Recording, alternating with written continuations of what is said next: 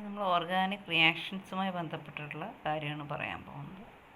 ഒരു ഓർഗാനിക് റിയാക്ഷൻസിൽ നമ്മൾ inorganic reaction പോലെയല്ല, ഒരു കൃത്യമായൊരു പാത്ത് നമുക്ക് പറയാൻ പറ്റും, അല്ലെങ്കിൽ ഈ രീതിയിലൂടെ റിയാക്ട് ചെയ്തിട്ട് ഇങ്ങനൊരു പ്രോഡക്റ്റ് നമുക്ക് കൃത്യമായിട്ട് ഫോം ചെയ്യുന്നൊരു ഇത് നമുക്ക് പറയാൻ പറ്റും. അതാണ് നമ്മളിവിടെ ഡിസ്കസ് ചെയ്യാൻ പോകുന്ന ഓർഗാനിക് റിയാക്ഷൻ മെക്കാനിസം. അവിടെ നമ്മൾ റിയാക്ട് ചെയ്യുമ്പോൾ എപ്പോഴും ഒരു ഓർഗാനിക് മോളിക്യൂള് അതിൻ്റെ കൊവാലൻ ബോണ്ട്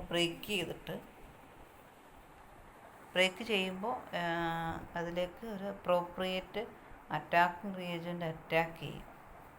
അറ്റാക്ക് ചെയ്യുമ്പോൾ ഒരു ഇൻ്റർമീഡിയറ്റ് ഫോം ചെയ്യും. അതാണ് പ്രോഡക്റ്റോ അല്ലെങ്കിൽ ബൈ പ്രോഡക്റ്റോ ആയിട്ട് മാറുന്നത്. അതാണ് ആ ചിത്രത്തിൽ കൊടുത്തത്. Organic molecule attacking reagent intermediate product. Substrate is that reaction which supplies carbon to the new bond and other reactant is called a reagent. If both reactants supply carbon to the new bond, then choice is arbitrary and in that case the molecule on which attention is focused is called substrate. നമ്മൾ ഏതാണ് attacking reagent, ഏതാണ് substrate എന്നുള്ളതിൻ്റെ ഒരു രീതിയിൽ പറയുന്നുള്ളൂ. നമ്മൾ സാധാരണഗതിയിൽ carbon supply ചെയ്യുന്നതിനെ നമ്മൾ സബ്സ്ട്രേറ്റായിട്ട് പറയും. അനദർ റിയാക്റ്റൻ്റ് ആകുമ്പോൾ റിയേജൻ്റായിട്ട് പറയും. ഇനി ചില കേസ് നമുക്കങ്ങനെ പറയാൻ പറ്റാത്ത കേസ് വരാം. അപ്പോൾ നമ്മൾ ഏതിനെ ഫോക്കസ് ചെയ്യുന്നു അതിനെ നമ്മൾ സബ്സ്ട്രേറ്റായിട്ട് എടുക്കാം, മറ്റേത് റിയേജൻ്റായിട്ട് വരാം. അത് നമ്മളൊരു ഓർഗാനിക് റിയാക്ഷൻസൊക്കെ പഠിക്കും, അവിടെ ഡീറ്റെയിൽ ആയിട്ട് എങ്ങനെയാണെന്നുള്ളത് മനസ്സിലാവും. അപ്പോൾ അവിടെ ഒരു സീക്വൻഷ്യൽ ഒരു പ്രത്യേക ഒരു ഓർഡർ തന്നെ ഉണ്ടായിരിക്കും. അതിന് ഒരു പ്രത്യേക സ്റ്റെപ്പ് ഉണ്ടായിരിക്കും. ആ സ്റ്റെപ്പിൽ അതിൻ്റെ ഇലക്ട്രോൺ മൂവ്മെൻറ്റ്, ഏത് രീതിയിൽ ഇലക്ട്രോൺ മൂവ് ചെയ്തിട്ടാണ് പ്രോഡക്റ്റ് ഫോം ചെയ്യുന്നത്, അല്ലെങ്കിൽ ബോണ്ട് ബ്രേക്ക് എന്നുള്ള കൃത്യമായിട്ട് നമുക്ക് പറയാൻ പറ്റും. അവിടെ നമ്മളതിൻ്റെ റേറ്റ്, എങ്ങനെ റിയാക്ഷൻ ബോണ്ട് ചെയ്യുമ്പോൾ എനർജി ചേഞ്ചസും അവിടെ ഉണ്ടാകുന്ന റേറ്റും റിയാക്ടറിൻ്റെ പ്രോഡക്റ്റായി മാറുന്ന റേറ്റൊക്കെ നമ്മളവിടെ മെൻഷൻ ചെയ്യും. അങ്ങനെയുള്ള കംപ്ലീറ്റ് സ്റ്റഡിക്കാണ് നമ്മൾ റിയാക്ഷൻ മെക്കാനിസം എന്ന് പറയുന്നത്. ഇനി ഒരു റിയാക്ഷൻ നടക്കണമെങ്കിൽ ആദ്യം കൊവാലൻ ബോണ്ട് ബ്രേക്ക് ചെയ്യണം. ഈ ക്ലീവേജ് നടക്കുന്നത് രണ്ട് രീതിയിലാണ്. ഒന്ന് ക്ലീവേജ് ഓഫ് കൊവാലൻ ബോണ്ടാണ് പറയുന്നത്. അതിലൊന്നാമത്തത് ഹെറ്ററോലിറ്റിക് ക്ലീവേജ്. അവിടെ നമ്മൾ ബോണ്ട് അല്ലെങ്കിൽ shared pair of electron remain with one of the fragment. Bond break ചെയ്യുമ്പം അതിൽ ഉള്ള നമ്മൾ ഷെയർഡ് ഇലക്ട്രോൺ എന്ന് പറഞ്ഞാൽ കൊവാലൻ ബോണ്ടിലുള്ള ഷെയർഡ് ഇലക്ട്രോൺ പെയർ കംപ്ലീറ്റ് ആയിട്ട് ഒരു ആറ്റത്തിലോട്ട് ഷിഫ്റ്റ് ചെയ്യുക. അതിനെയാണ് നമ്മൾ ഹെറ്ററോലിറ്റിക് ക്ലീവേജ് എന്ന് പറയുന്നത്. The bond breaks in such a fashion that the shared pair of electron remains with one of the fragments. ഇനി ഇതിൽ നമ്മൾ ഒരു എക്സാമ്പിൾ എടുക്കുക, CH3Br എന്ന എക്സാമ്പിളിൽ ഇത് രണ്ട് രീതിയിൽ വരാറുണ്ട്. ഇതിൽ ഇലക്ട്രോൺ പെയർ കാർബൺ എന്ന് വിട്ടുപോകുക, കാരണം തൊട്ടടുത്തൊരു മോർ ഇലക്ട്രോനെഗറ്റീവ് ആറ്റം ആയതുകൊണ്ട് shade pair of electron carbon എന്ന് വിട്ടുപോകുന്നു. അങ്ങനെ കാർബൺ നിന്ന് ഇലക്ട്രോൺ വിട്ടുപോകുന്ന സമയത്ത് കാർബണിൽ 6 ഇലക്ട്രോൺ വരുന്ന ഒരു ഗ്രൂപ്പ് ഉണ്ടാവും, അല്ലേ? One atom has sextet electronic structure and a positive charge and the other a valence object with at least one lone pair and negative charge. Okay, അങ്ങനെ form ചെയ്യാം.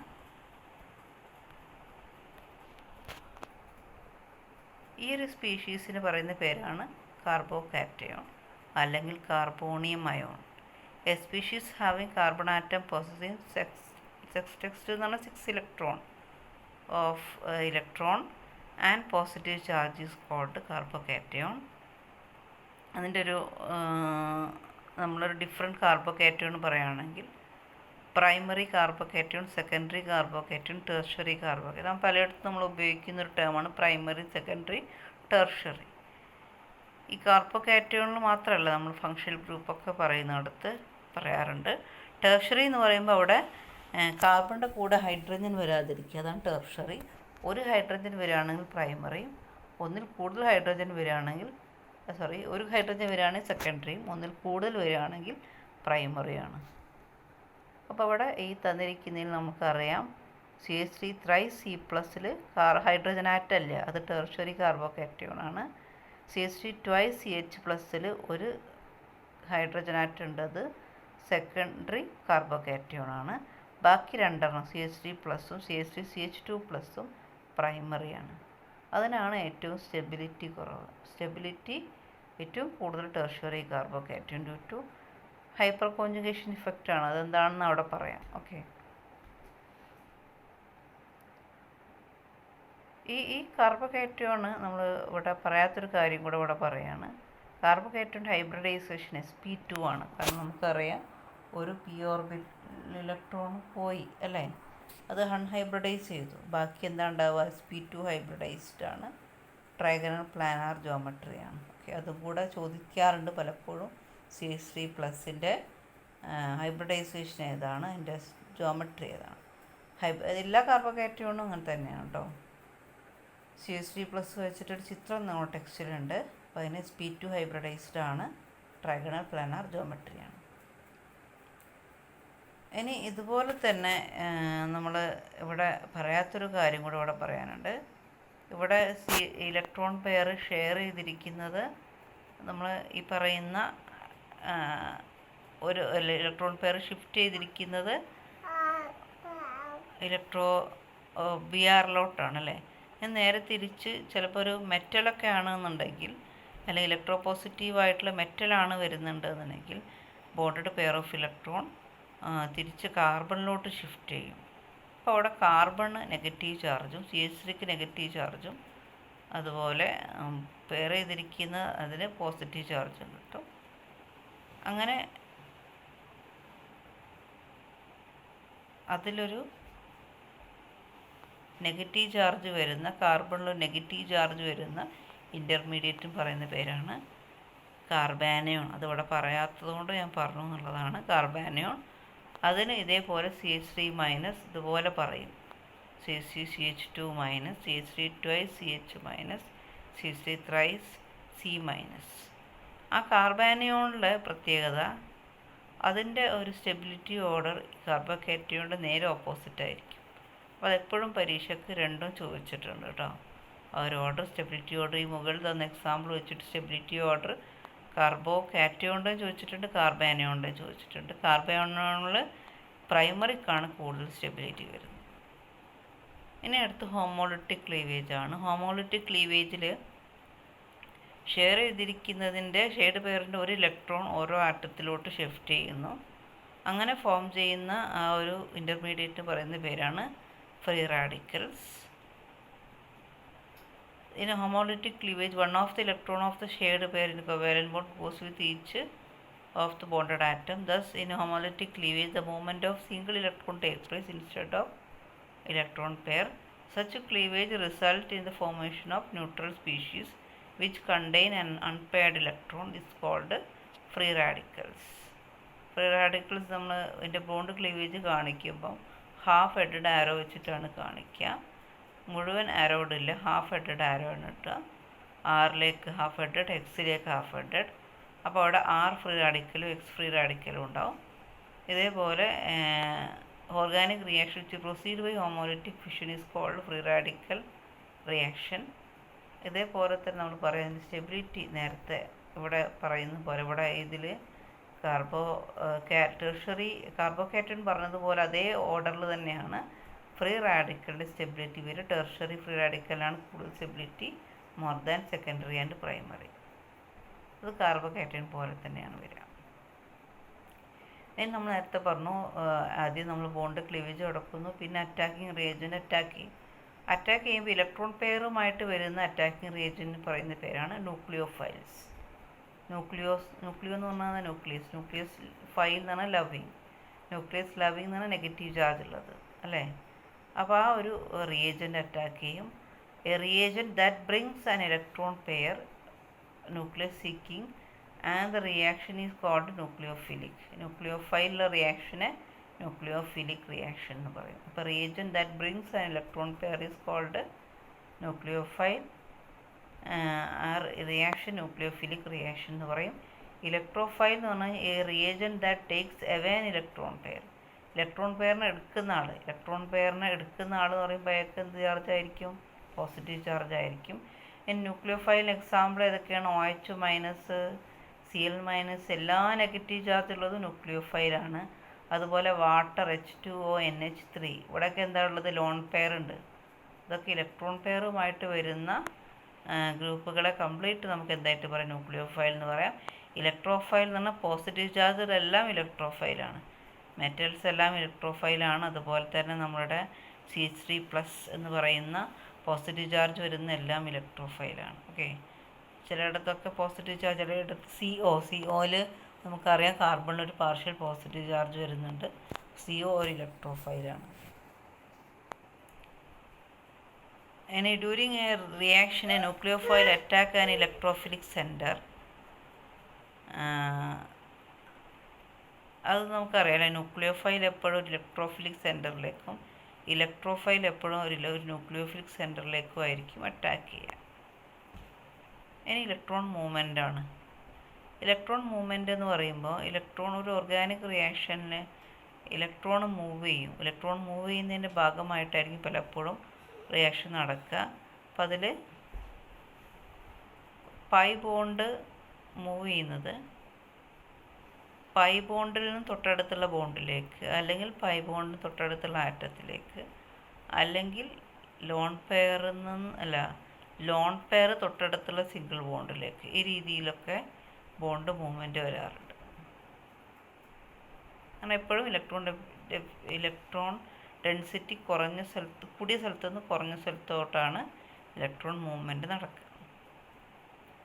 ഇനി നമ്മൾ ഇവിടെ നമ്മുടെ ഇലക്ട്രോൺ ഡിസ്പ്ലേസ്മെൻറ്റ് ഇഫക്റ്റിനെ കുറിച്ചാണ് പറയാൻ പോകുന്നത്. ഇലക്ട്രോൺ ഡിസ്പ്ലേസ്മെൻറ്റ് ഇഫക്റ്റ് എന്ന് പറയുന്നത് ചില പർട്ടിക്കുലർ ഗ്രൂപ്പ് വരുന്ന സമയത്ത്, അല്ലെങ്കിൽ അതിനുണ്ടാവുന്ന സമയത്ത്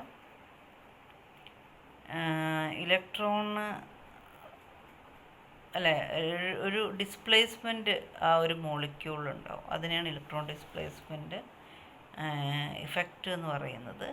അത് ചിലപ്പോൾ പെർമനൻ്റായിട്ട് ആ ഒരു മോളിക്യൂൾ ഉള്ളത് തന്നെ ആയിരിക്കും. പെർമനൻ്റായിട്ട് വരുന്നതാണ് റെസൊണൻസ് ഇഫക്റ്റും ഇൻഡക്റ്റീവ് ഇഫക്റ്റും. അങ്ങനെ അല്ലാത്തതാണ് ഒന്ന് ടെമ്പററി ആയിട്ട് വരുന്നതാണ് ഇലക്ട്രോമറിക് ഇഫക്റ്റ്. ഓക്കെ, അപ്പോൾ അതിൽ എന്താണ് റെസൊണൻസ് ഇഫക്റ്റ് എന്നുള്ളത് നോക്കാം. നിങ്ങൾ ബെൻസീൻ്റെ റെസൊണൻസ് സ്ട്രക്ചറൊക്കെ പഠിച്ചിട്ടുണ്ട് അല്ലേ? ഈ റെസൊണൻസ് സ്ട്രക്ചർ എന്ന് പറയുമ്പോൾ ബെൻസീന് ഒരു സിംഗിൾ സ്ട്രക്ചർ വെച്ച് നമുക്ക് റെപ്രസെൻറ്റ് ചെയ്യാൻ പറ്റില്ല. ഒന്നിലധികം സ്ട്രക്ചറിൻ്റെ ഒരു ഇൻ്റർമീഡിയറ്റ്, അതിന് നമ്മൾ റെസൊണൻസ് സ്ട്രക്ചർ എന്ന് പറയാം. അതായിരിക്കും അതിൻ്റെ കറക്റ്റ് സ്ട്രക്ചർ. അപ്പോൾ എപ്പോഴും നമ്മൾ ഒരു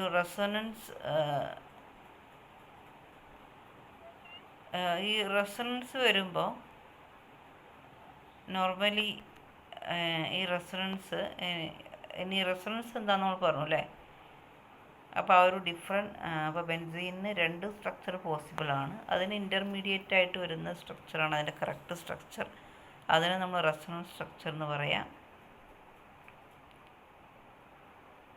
ഈ റെസൊണൻസ് സ്ട്രക്ചർ ആവുന്ന സമയത്ത് അതിൻ്റെ ബോണ്ട് ലെങ്ത് ഒക്കെ തുല്യമായിരിക്കും. നമ്മൾ പറയുന്നതിന് ഒരിക്കലും ഡബിൾ ബോണ്ട്, സിംഗിൾ ബോണ്ട് എന്ന് പറയാൻ പറ്റില്ല. അതിൻ്റെ ഇൻ്റർമീഡിയറ്റ് ആയിട്ടുള്ള ബോണ്ടായിരിക്കും അതിലുണ്ടാവുക. അങ്ങനെയൊക്കെ നമ്മൾ പഠിച്ചിട്ടുണ്ട് അല്ലേ? എന്നാൽ റെസൊണൻസ് ഇഫക്റ്റ് എന്ന് പറയുന്നത് അതല്ല. റെസൊണൻസ് ഇഫക്റ്റ് എന്ന് പറഞ്ഞു കഴിഞ്ഞാൽ നമ്മൾ ഒരു സബ്സ്റ്റിറ്റ്യൂവൻ്റ് ആ ഒരു റെസൊണൻസിലൊരു കോമ്പൗണ്ടിൽ സബ്സ്റ്റിറ്റ്യൂവൻ്റ് വരുന്ന സമയത്ത് റെസൊണൻസ് വരുമ്പോൾ അവിടെ ചാർജ് സെപ്പറേഷനൊന്നുമില്ല. കാരണം അത് ഈക്വലായിട്ട് എല്ലാത്തിലും ഒരുപോലെയാണ് അതിൻ്റെ ഒരു മൂവ്മെൻറ്റ് വരിക. പക്ഷെ ഒരു സബ്സ്റ്റിറ്റ്യൂവൻ്റ് വരുമ്പം അവിടെ ഒരു പൊളാരിറ്റി പ്രൊഡ്യൂസ് ചെയ്യും. അതിനെയാണ് നമ്മൾ റെസൊണൻസ് ഇഫക്റ്റ് എന്ന് പറയുക. അപ്പം നിങ്ങൾ ഒരിക്കലും റെസൊണൻസ് ഇഫക്റ്റായിട്ട് കമ്പയർ ചെയ്യരുത്. റെസൊണൻസ് ഇഫക്റ്റ് എന്ന് പറയുന്നത് റെസൊണൻസ് ഉള്ള മോളിക്യൂളിൽ ഒരു സബ്സ്റ്റിറ്റ്യൂവൻ്റ് വരുമ്പോൾ അതിലൊരു പൊളാരിറ്റി ഇൻട്രൊഡ്യൂസ് ചെയ്യും. ആ പൊളാരിറ്റിക്ക് പറയുന്ന പേരാണ് resonance effect. Resonance effect is defined as the polarity produced in the molecule by interaction of two pi bond or between a pi bond and lone pair of electron present on adjacent atom. അത് രണ്ട് രീതിയിൽ വരാം. ഒന്ന് plus R effect, ഒന്ന് minus R effect. Plus R effect എന്ന് പറഞ്ഞാൽ positive resonance effect, minus R effect എന്ന് പറഞ്ഞു കഴിഞ്ഞാൽ നെഗറ്റീവ് റെസൊണൻസ് ഇഫക്റ്റ്. അതാണ് നമ്മളുടെ പ്ലസ് ആർ ഇഫക്റ്റും മൈനസ് ആർ ഇഫക്റ്റും. ഈ പ്ലസ് ആർ ഇഫക്റ്റ് എന്ന് പറഞ്ഞു കഴിഞ്ഞാൽ സംഭവിക്കുന്നത്, അത് ഡീറ്റെയിൽ ആയിട്ട് നമുക്ക് അടുത്ത വർഷം നമ്മൾ പഠിക്കുക, ഓർഗാനിക് നമ്മൾ പഠിക്കുന്നുണ്ട്. പോസിറ്റീവ് റെസൊണൻസ് ഇഫക്റ്റ് എന്ന് പറഞ്ഞു കഴിഞ്ഞാൽ അവിടെ നമ്മൾ ലോൺ പെയറുള്ളൊരു സബ്സ്റ്റിറ്റ്യൂവൻ്റാണ് വരുന്നതെങ്കിൽ, അല്ലെങ്കിൽ ഇലക്ട്രോൺ പെയറുമായിട്ടാണ് സബ്സ്റ്റിറ്റ്യൂവൻ്റ് വരുന്നതെങ്കിൽ ഇലക്ട്രോൺ പെയറും കൂടെ ഈ ബെൻസീൻ റിങ്ങിലോട്ട് മൂവ് ചെയ്യുന്നുള്ളതാണ്. അപ്പോൾ സബ്സ്റ്റിറ്റ്യൂവൻറ്റിൽ നിന്നും ഇലക്ട്രോൺ പെയർ സബ്സ്റ്റിറ്റ്യൂവൻറ്റിലോട്ട് വരുന്ന ആ ഒരു റെസൊണൻസ് ഇഫക്റ്റിനെയാണ് ആ സമയത്ത് ബെൻസീൻ റിങ്ങിൽ ഒരു നെഗറ്റീവ് ചാർജ്, കാരണം ഇലക്ട്രോൺ ഡെൻസിറ്റി ബെൻസീൻ റിങ്ങിൽ കൂടുകയും അവിടെ ഒരു നെഗറ്റീവ് ചാർജ് ഡെവലപ്പ് ചെയ്യുകയും ചെയ്യും. അപ്പോൾ ആ ഒരു ചാർജ് പൊളാരിറ്റി അവിടെ ഡെവലപ്പ് ചെയ്തു. നോർമലി ബെൻസീനിൽ ചാർജൊന്നുമില്ല, പക്ഷേ ഒരു സബ്സ്റ്റിറ്റ്യൂവൻ്റ് ആയിട്ടുള്ള ഇലക്ട്രോൺ പെയറുള്ള സ്പീഷീസ് ഉണ്ട്. ഇപ്പോൾ for example OH oxygen lone പെയറുണ്ട്, NH2. ഇതൊക്കെ വരുന്ന സമയത്ത്, ഈ സബ്സ്റ്റിറ്റ്യൂവൻ്റൊക്കെ വരുന്ന സമയത്ത് ഇലക്ട്രോൺ പെയർ, അതിലുള്ള ഇലക്ട്രോൺ പെയറും കൂടെ റിങ്ങിൽ വരുമ്പോൾ റിങ്ങിലുള്ള ഇലക്ട്രോൺ ഡെൻസിറ്റി കൂടും. അപ്പോൾ റിങ്ങിനൊരു നെഗറ്റീവ് ചാർജ് സ്ലൈറ്റ്ലി അത് ഇൻഡ്യൂസ് ചെയ്യുന്നുള്ളതാണ്. ആ ഒരു എഫക്റ്റിനെയാണ് പോസിറ്റീവ് റെസൊണൻസ് എഫക്റ്റ് എന്ന് പറയുന്നത്. നെഗറ്റീവ് റെസൊണൻസ് എഫക്റ്റ് എന്ന് പറഞ്ഞു കഴിഞ്ഞാൽ അതിൻ്റെ ഡെഫിനിഷനിൽ പറയുന്നുണ്ട് അല്ലേ, transfer of electron observed towards an atom or substituent or group of atom attached to conjugated system. അവിടെ സംഭവിക്കുന്നത് നമ്മൾ വരുന്ന സബ്സ്റ്റിറ്റ്യൂവൻ്റ് ഇലക്ട്രോൺ ഡെഫിഷ്യൻ്റ് ആണ്, അല്ലെങ്കിൽ ഇലക്ട്രോൺ സീക്കിംഗ് ആണ്, ഇലക്ട്രോൺ ഡെൻസിറ്റി കുറവാണെന്നുണ്ടെങ്കിൽ റിങ്ങിൽ നിന്ന് ഇലക്ട്രോൺ പെയറിനെ അതിൻ്റെ അടുത്തേക്ക് വലിക്കും, അതിൻ്റെ അടുത്തേക്ക് അട്രാക്റ്റ് ചെയ്യും. അപ്പോൾ സ്വാഭാവികമായിട്ടും അപ്പോഴും റിങ്ങിലൊരു ചെറിയൊരു പോസിറ്റീവ് ചാർജിൻ്റെ ഒരു ഇൻഫ്ലുവൻസിന് ഇലക്ട്രോൺ ഡെൻസിറ്റി അവിടെ കുറയും. അങ്ങനെ അവിടെ ഒരു പൊളാരിറ്റി ഇൻഡ്യൂസ് ചെയ്യുന്നുള്ളതാണ്. അതാണ് negative resonance effect. This effect is observed when the transfer of electron is towards an atom or substituent group attached to the conjugated system. അപ്പോൾ അവിടെ ഇലക്ട്രോൺ പെയർ ആ സബ്സ്റ്റിറ്റ്യൂവൻ്റിൻ്റെ അടുത്തേക്ക് പോവുകയാണ്. ഓക്കെ, അതുകൊണ്ടുണ്ടാകുന്ന റെസൊണൻസ് ഇഫക്റ്റാണ് നെഗറ്റീവ് റെസൊണൻസ് ഇഫക്റ്റ്. ഇനി അടുത്തത് ഇൻഡക്റ്റീവ് ഇഫക്റ്റാണ്. ഇൻഡക്റ്റീവ് ഇഫക്റ്റ് എന്ന് പറഞ്ഞാൽ പെർമനൻ്റ് ഇഫക്റ്റാണ്. അത് നമ്മുടെ ഈ കാർബൺ ചെയിനിൽ കാർബണേക്കാളും ഇലക്ട്രോ നെഗറ്റീവായിട്ടുള്ള ഒരു ആറ്റം കാർബൺ ചെയിനിൽ വരുന്ന സമയത്ത് സ്വാഭാവികമായിട്ടും അതിൻ്റെ ഇലക്ട്രോ നെഗറ്റിവിറ്റി കാരണം ഇലക്ട്രോൺ പെയറിനെ കാർബൺ റിലീസ് ചെയ്യും. അതിൻ്റെ ഭാഗമായിട്ട് കാർബൺ ആ ഒരു ബോണ്ടിൽ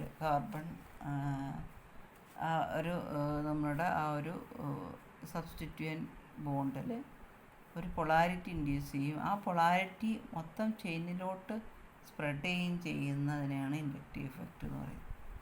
the process of electron displacement of electron along the chain of carbon atom due to the presence of polar covalent bond at one end of the carbon chain.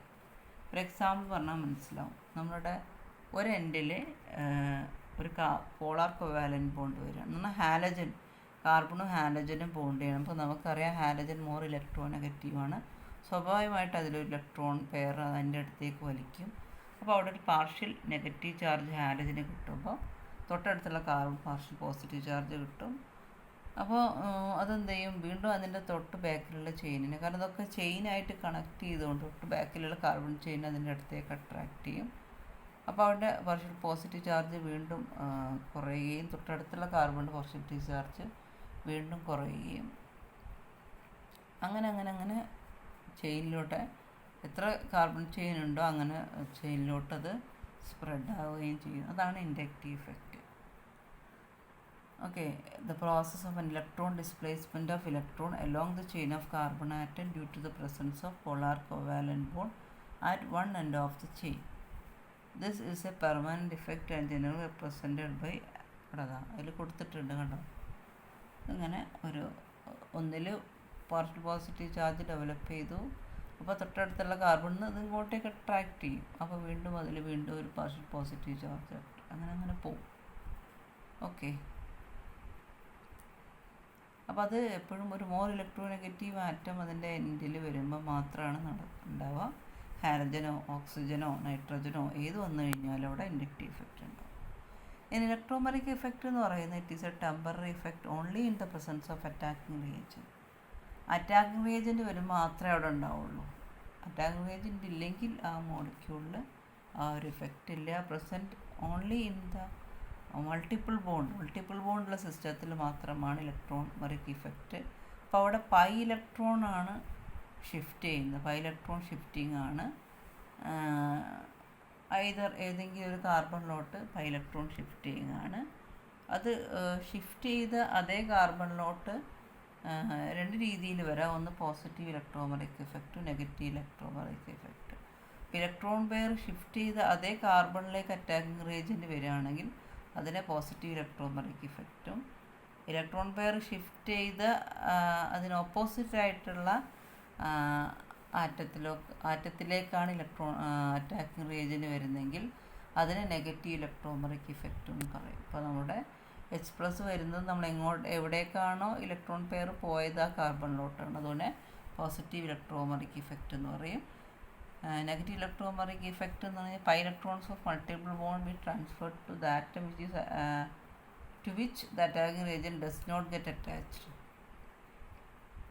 Attacking reagent attack ചെയ്യാത്ത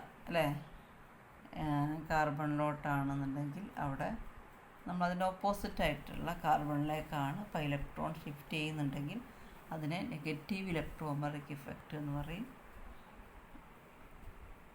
ഇനി അടുത്തതാണ് hyper conjugation effect. നേരത്തെ ഞാൻ പറഞ്ഞു നിങ്ങളോട് hyper conjugation effect എന്നുള്ള term ഞാൻ നേരത്തെ പറയുന്നുണ്ടായിരുന്നു. നമ്മുടെ ടെർഷ്യറി കാർബോഹൈഡ്രേറ്റ് മോർ സ്റ്റേബിൾ ആവാൻ കാരണം ഹൈപ്പർ കോൺജുഗേഷൻ ഇഫക്റ്റ് ആണെന്ന് പറഞ്ഞിട്ട്. ഹൈപ്പർ കോൺജുഗേഷൻ ഇഫക്റ്റ് എന്ന് പറയുന്നത് സാധാരണഗതിയിൽ നമ്മളെപ്പോഴും മൂവ്മെൻറ്റ് പറയുമ്പോൾ അവിടെ മൾട്ടിപ്പിൾ ബോണ്ട് പൈ ഇലക്ട്രോൺസ് ആണ് മൂവ്മെൻ്റ് ആയിട്ട് പറയും. എന്നാൽ ഹൈപ്പർ കോൺജുഗേഷൻ ഇഫക്റ്റ് എന്ന് പറയുന്ന ഒരു സിഗ്മ ബോണ്ടിൻ്റെ മൂവ്മെൻ്റാണ് hyperconjugation effect. it involves delocalization of sigma electron of CH bond. CH ബോണ്ടിൻ്റെ ഡീലോക്കലൈസേഷൻ എന്ന് പറഞ്ഞു കഴിഞ്ഞാൽ ഡീലോക്കലൈസ് ചെയ്യുക, അതൊരു പെർട്ടിക്കുലർ പൊസിഷനിൽ നിൽക്കാതെ ഇങ്ങനെ മൂവ് ചെയ്യുക, അതിനെ ഡീലോക്കലൈസേഷൻ എന്ന് പറയുന്നത്. അപ്പോൾ ഈ സിഗ്മ ബോണ്ട് നമ്മൾ തന്നെ പഠിച്ചിട്ടുണ്ട്. സിഗ്മ ബോണ്ട് സ്ട്രോങ് ബോണ്ടാണ്, അതൊരിക്കലും മൂവ് ചെയ്യില്ല എന്ന്. പക്ഷേ സിഗ്മ ബോണ്ട് CH ബോണ്ടിൽ സിഗ്മ ബോണ്ട് ചില സമയത്ത് പ്രത്യേക സമയത്ത് ഡീലോക്കലൈസ് ചെയ്യും. ആ ഡീലോക്കലൈസ് ചെയ്യണമെങ്കിൽ രണ്ട് കണ്ടീഷനാണ്. ഒന്ന്, അതിന് തൊട്ടടുത്തൊരു അൺസാച്ചുറേറ്റഡ് സിസ്റ്റം ഉണ്ടായിരിക്കണം, കാർബൺ ഡബിൾ ബോണ്ട് ഉണ്ടായിരിക്കണം, അല്ലെങ്കിൽ ട്രിപ്പിൾ ബോണ്ട് ഉണ്ടായിരിക്കണം. അല്ലെങ്കിൽ അതിന് തൊട്ടടുത്തൊരു അൺഷെയ്ഡ് പി ഓർബിറ്റൽ. എന്താ അൺഷെയ്ഡ് പി ഓർബിറ്റൽ എന്ന് പറഞ്ഞു കഴിഞ്ഞാൽ കാർബോകേറ്റോൺ, അങ്ങനെ പറഞ്ഞാൽ മതി. കാർബോകേറ്റോൺ ഒന്നുകിൽ കാർബോകേറ്റോൺ തൊട്ടടുത്ത് വരിക, അല്ലെങ്കിൽ തൊട്ടടുത്തൊരു അൺസാച്ചുറേറ്റഡ് സിസ്റ്റം വരിക, ഒരു കാർബൺ ഡബിൾ ബോണ്ട് വരിക. ഈ രണ്ട് കേസിലും CH ബോണ്ട് മൂവ് ചെയ്യും. ഓക്കെ, അപ്പോൾ അതിനെയാണ് നമ്മൾ ഹൈപ്പർ കോൺജുഗേഷൻ ഇഫക്റ്റ്. അപ്പോൾ എത്ര CH എണ്ണം കൂടുന്നതിനനുസരിച്ച് ഈ മൂവ്മെൻറ്റ് വളരെ കൂടുതലായിരിക്കും. അപ്പോൾ നമ്മളെപ്പോഴും ഒരു ബോണ്ട് മൂവ് ചെയ്യുമ്പോൾ പ്രത്യേകത എന്ന് പറഞ്ഞു കഴിഞ്ഞാൽ അതൊരു പൊസിഷനിൽ നിൽക്കാതെ അതിങ്ങനെ മൂവ് ചെയ്തുകൊണ്ടിരുന്ന് കഴിഞ്ഞാൽ അതിൽ കൂടുതൽ സ്റ്റെബിലിറ്റി ഉണ്ടാവും. അതുകൊണ്ടാണ് ഈ ഇതുപോലെയുള്ള ഡീലോക്കലൈസേഷനൊക്കെ വരുമ്പോൾ മോളിക്യൂൾ കൂടുതൽ സ്റ്റേബിളായിട്ട് മാറുന്നത്. Hyper conjugation is general stabilising interaction. It involves delocalisation of sigma electron of alkyl group directly attached to an atom of unsaturated system or atom with unshaded p orbital പകരം atom attached to കാർബോകാറ്റോൺ എന്ന് പറഞ്ഞാലും മതി കേട്ടോ. അതൊരു permanent ഇഫക്റ്റാണ്. അപ്പോൾ അവിടെ സംഭവിക്കുക എന്തെന്ന് വെച്ച് കഴിഞ്ഞാൽ നമ്മൾ നേരത്തെ പറഞ്ഞു, നോർമലി CH ബോണ്ട് സിഗ്മ ബോണ്ടാണ്. തൊട്ടടുത്തൊരു കാർബൺ പോസിറ്റീവ് ചാർജ് വരുന്നു വിചാരിച്ചു. ഈ പോസിറ്റീവ് ചാർജ് വരുമ്പോൾ നമുക്കറിയാം പോസിറ്റീവ് ചാർജിൽ ഒരു ഇലക്ട്രോൺ അൺഷെയർഡ് പി ആണ്. അവിടെ ഇലക്ട്രോൺ ഇല്ല. കാർബോക്കേറ്റോണിൻ്റെ പ്രത്യേകത എന്താ?